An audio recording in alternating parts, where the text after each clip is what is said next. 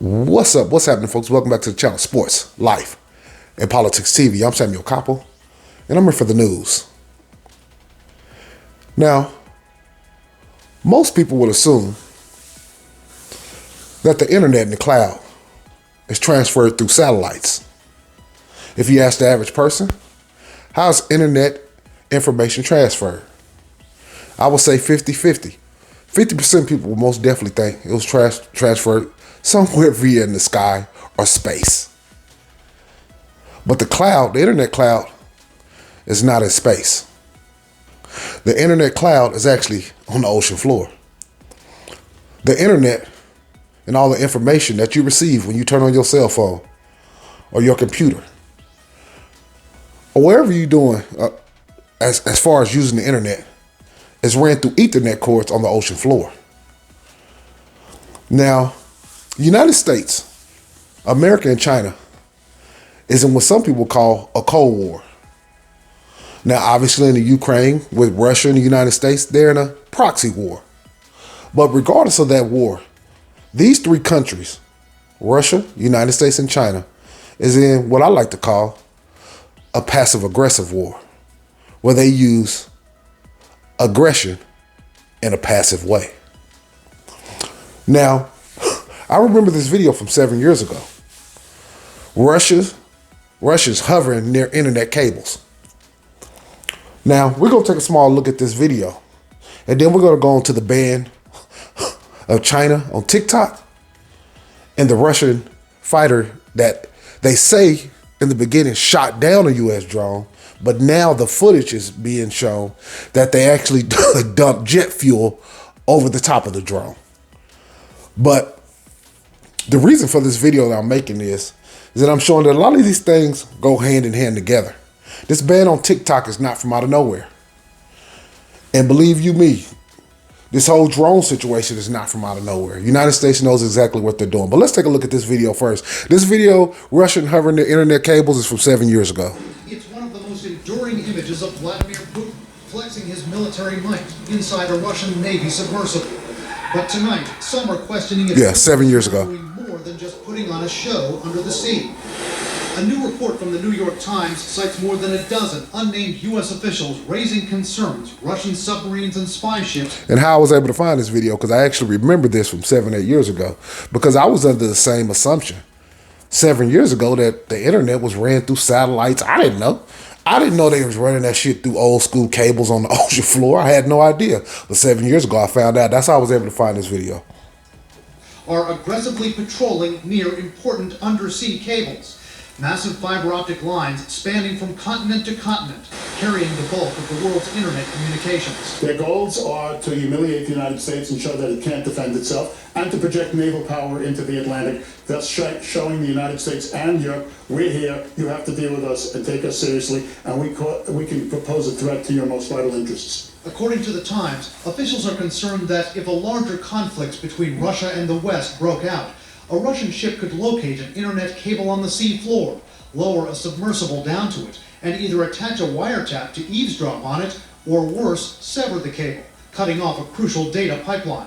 They're extremely vital. So now, I just want you guys to know that most of your information, or almost all your information through the internet, runs through underground cables, or cables that are under the ocean, on the ocean floor. Now, the Russians were down there supposedly tampering with lines. Now, the United States has a bunch of submarines, and they tamper with lines, allegedly. So when they seen the Russians, they say, hey, you guys are down here tampering with lines. This is a back and forth, ongoing, passive-aggressive war of if anything ever went too far from one side or the other, you would have a way to fight back. Obviously, nobody can beat America on the ground, and it's very tough to beat them in the air, and on the sea, it's impossible. Submarines, aircraft carriers, battleships, nobody can touch the U.S. But the U.S. biggest strength is also its biggest weakness, and that's communication. So the Russians know that. So the United States is always going to be doing little things to poke and prod at Russia. I just want to go over that because now we're going on to something that's on the internet. Bans on TikTok spread around the world. Now, Do I have TikTok? Absolutely not. Once I heard what TikTok was doing, spying on United States citizens, most people might say, well, shit, the United States spy on its citizens. Yeah, that's true, but there's nothing we can do about it. But for me to openly know what they're doing and me to still be on there, it would be foolish of me. It's one thing for your own country to have all your information. It's another thing for a foreign power to have all your information, willingly giving it over. No way I'm doing that. Do I think TikTok should be banned? Absolutely.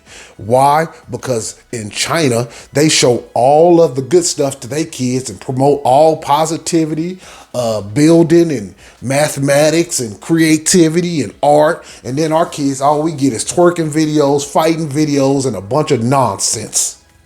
A bunch of goofball shit. And TikTok is controlled by China. They do have a large stock shareholding in TikTok. So people are scared that they can use that and be gathering Americans, and not just Americans, but worldwide information on others. But let's take a look at this video.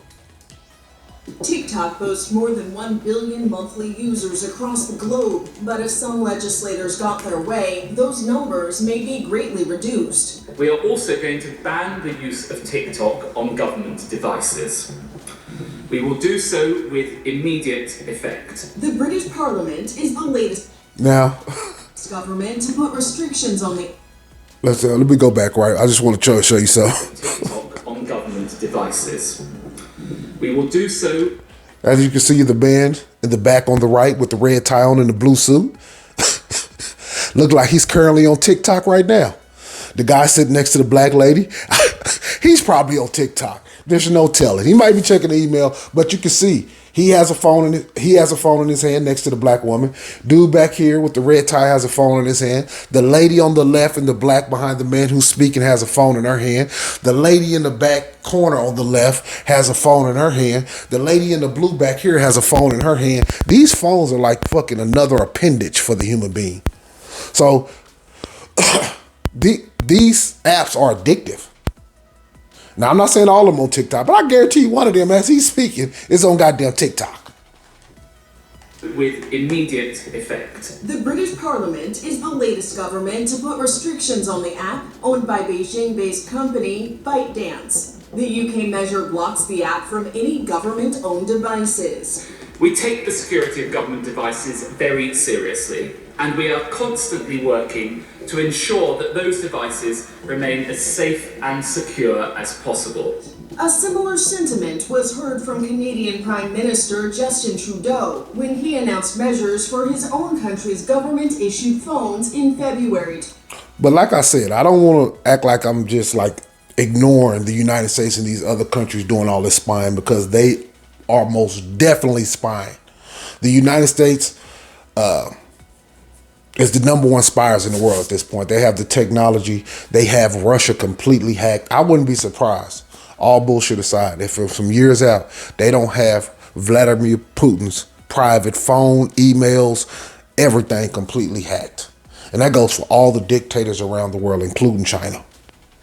2023. I suspect that as government takes the significant step of telling all federal employees that they can no longer use TikTok on their work phones, many Canadians, from businesses to private individuals, will reflect on the security of their own data and perhaps make choices in consequence. But I'm always a fan of giving Canadians the information for them to make the right decisions for them. In the U.S., about 30 states have already banned the use of TikTok on government devices. A proposed bipartisan Senate bill would give the federal government the power to tighten controls over companies that collect data from American citizens and are based in foreign countries the U.S. deems hostile. This comes a week after a similar bill was proposed in the House. It's a motion that has the support of the White House. And we want to make sure that the digital products and services Americans use every day are safe and secure. These bills face opposition. And, you know, it is a little absurd when she said all these devices are safe and secure, because we know that all these devices ain't safe and secure. All these apps are not as safe and secure, but you do want it to be somewhat secure. So I do agree with them as far as that aspect. Is China spying on the United States? You goddamn right, every chance they get. Should they be? if you're a superpower and you consider yourself one of the greatest nations in the world, you better be spying. Yeah. Knowledge and information is the key to winning any kind of war, whether it be Cold War, or whether it be real or boots on the ground war. Information is everything. From groups like the American Civil Liberties Union. They cite the Berman Amendments, 1988 measures that took away the government's ability to ban informational materials from unfriendly countries. People use TikTok to create content and share information that increases news awareness, that increases civic engagement. TikTok's vice president of public policy told CBS News banning their app, quote, makes for good politics. TikTok is an entertainment app. We collect less data than many of our peers. ByteDance, TikTok's parent company, said in a statement that it does not share information with the Chinese government and would not, even if asked. The CEO of TikTok is scheduled to testify before a House committee on March 23rd. For Inside Edition Digital, I'm TC Newman. Do I believe that? That they don't share information with China? Absolutely not. The Chinese is going to get information by any means necessary. As you can see on that building of ByteData, it also said it in Chinese. That's a dead giveaway. Now we're going to go on to this next video because all these things tie together. Russia and China. America is constantly in a passive aggressive, aka Cold War, against these two countries. So is this ban just about information? Absolutely not. It's also about hurting and crippling and making sure one country don't get too far ahead of another one. Let's take a look at this. Footage shows Russian fighter dump fuel and hit U.S. drone. Now the U.S. had its drone in the Black Sea. The United States said that was the drone was in international waters. That's equivalent to if Russia had a drone over Lake Michigan, and Russia said it was in international waters. That's bullshit. That's why when you watch this video, you hear them say they tried to wipe all the data clean. Ain't no telling what the fuck they're picking up on these drones. These drones have all type of technology. And I just told you, I wouldn't be surprised if they didn't have Vladimir Putin personal shit hacked. And you would never want them to know exactly. See, Russia and China know what you hack. They know you hacking, but sometimes they don't. A certain country might not know the depths of which you're hacking, and you don't want them to find out that you know everything. You don't mind a thing or two because you know everybody's spying, but no, you don't want to know everything. Well, let's take a look at this video. We do begin tonight with that declassified video of 2 Russian fighter jets and that American Reaper drone over the Black Sea. The Pentagon says this video from the drone clearly showing the moment one of the Russian jets dumps fuel on the Reaper, then making contact, damaging its propeller. You can see one of the propeller blades bent after being hit, the multi-million-dollar drone crashing into the Black Sea. The U.S. says the drone was in international airspace. Russia's foreign ministry tonight now claiming the drone was flying in Russian restricted airspace. And tonight's sources telling ABC News that Russian ships are now in the area where the drone crashed. ABC's chief global affairs correspondent Martha Raddatz leading us off again tonight. It is stunning video from the... And let me say this. If the drone was in international airspace, then what the hell is doing, what the Russian ships doing there so easily? That means it would be in international waters. Russia obviously feels like they can be in those waters, and anything within around the Black Sea that's close to their land, they're going to say you're in restricted airspace, period. Underbelly of the drone, you see a Russian fighter jet at high speed approaching from behind, dumping a load of fuel on top of the drone, momentarily disrupting the video transmission, but you can clearly see the rear propeller. A second near vertical approach follows. Another load of fuel, this time the jet even closer. Then the drone's camera feed is lost for about 60 seconds, believed to be the moment of collision.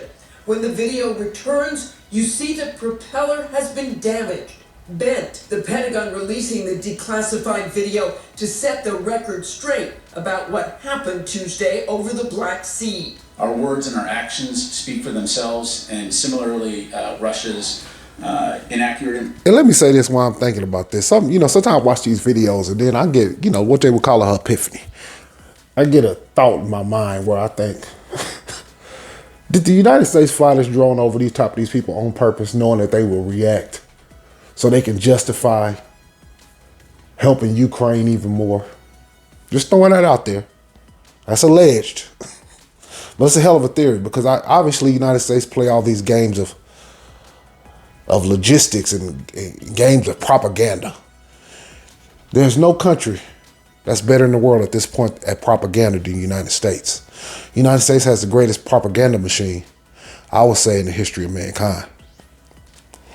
They can get you to believe almost anything. I actually got a video coming on Manchurian candidates, and it's going to be a doozy. But yeah, United States is fantastic at propaganda. Nobody's better. Nobody's better at this point. Information, false information, obfuscation, grasping at straws, changing narratives also speaks for itself. Tonight, You see all that shit he said? Everything he said Russia do, that's what the United States does. Am I saying the United States is wrong for using propaganda? No, every major superpower in the history of mankind has indulged in propaganda. That's part of being a superpower. That's part of being a country that wants to rule the world or is currently ruling the world. the Pentagon also revealing where the intercept first happened, where the collision occurred, and where the drone ended up in the water. A U.S. official saying Russians are now in the area where the drone crashed and have gathered some of the pieces. But the Pentagon assured that sensitive information has been remotely wiped from the drone and... Now, do you know what's crazy? I don't know if you guys caught this, but I want you to look at this picture. Now, I talk about Luciferianism all the time, and, quote unquote, what people will call the Illuminati, but it's just the elite and the people who are in power. But as you can see on this drone, there's a pyramid, and it has an eye sitting in it. Don't think that that's just there for happenstance. I got there by happenstance. That's there for a reason. That means this is being ran internationally, not just by the United States. I always say, how they said there's going to be a new one world order? The Pentagon is the military of the one world order. London is the financial sector of the one world order. And Rome is the religious aspect of the one world order. So you have the Pentagon in Washington, D.C., you have London as the financial capital, and you have Rome as the religious capital. Yeah, don't forget that. It's just a piece of game I'm giving you. But you can see the pyramid with the all-seeing eye right there in your face on the drone. that even if the Russians recover it, it will be inoperable. It's very unlikely that they would be able to recover anything useful. We took steps to protect information aboard that aircraft. But we heard right there, Martha, the Pentagon. If that was true, you wouldn't be fighting so hard to go get the drone back. Obviously, there's things that you can learn from the goddamn, from recovering the drone. Yeah, that's bullshit. They say, oh, we think we wiped everything clean. Let's listen to them again one more time so there's no discrepancy. Let's listen one more time. But the Pentagon assured that sensitive information has been remotely wiped from the drone and that even if the Russians recover it, it will be inoperable. It's very unlikely that they would be able to recover it. Key words. He didn't say it's absolutely impossible. He said it's very unlikely. Very unlikely means that there's a likelihood. There's still a chance. And knowing the Pentagon, there's probably about a 10% chance that they can gain some kind of information off of that, just the data. But obviously, if you recover the drone, you have reverse engineering. You can learn exactly what the drone can pick up. You can, you know what I mean? There's a lot of shit you can learn from recovering that drone. Yeah, they selling you a bill of goods. Anything useful. We took steps to protect information aboard that aircraft. But we heard right there, Martha, the Pentagon insisting they took all the necessary measures here to remove any sensitive intelligence from that drone. So what more are you learning tonight about really what appears to be a very critical window of time after the drone was actually hit and then the moment it crashed into the ocean trying to wipe this intelligence from the drone? David, we know the drone operators had some control over the drone after the collision, so they were able to guide it into the water. That took about 20 minutes, which would give them plenty of time to wipe the drone remotely. And David, that is something they train for all the time. Martha Raddatz with us again tonight. Martha, thank you. Once again, maybe that's true. Maybe it's not. But one thing is for a goddamn fact. The United States propaganda machine is one of the best in the world, if not the best. But yeah, I just want to go over the video, and check in with you guys. This ban on TikTok, Russian fighter being shot down, and, give my 2 cents, my perspective on it. But, I appreciate you guys tuning in, man. This has been Sports Life and Politics TV. My name is Samuel Koppel. Hit that like, hit that subscribe. I just took your ass on the internet. Ain't in the clouds, it's on the ocean floor ride. Peace.